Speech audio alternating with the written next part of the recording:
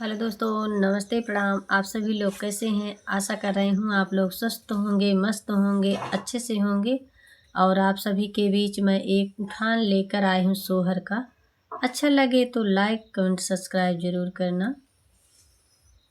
बधावा घर बाजे बड़ा निक लागे, बधावा घर बाजे बड़ा निक लागे, बधावा घर बाजे बड़ा निक लागे। पहिला बधावा ससुर घर बाजे, पहिला बधावा ससुर घर बाजे।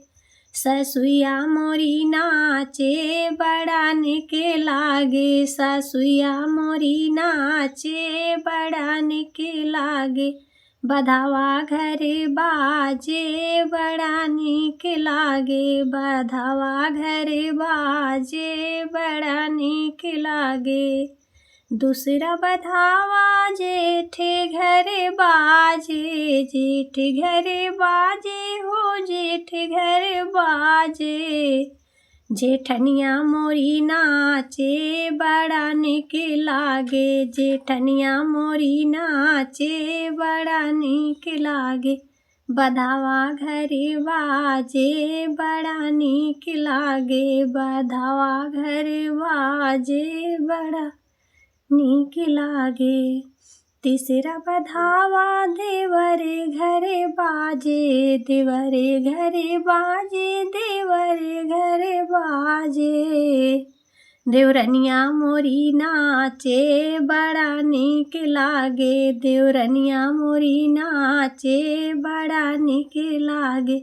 बधावा घर बाजे बड़ा निक लागे, बधावा घर बाजे बड़ा निक लागे।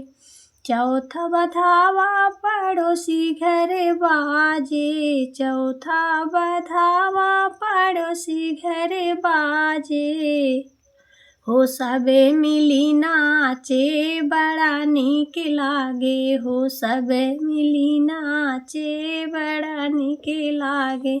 बधावा घर बाजे बड़ा निक लागे, बधावा घर बाजे बड़ा निक लागे। बड़ा निक लागे हो बड़ा निक लागे, बड़ा निक लागे हो बड़ा निक लागे।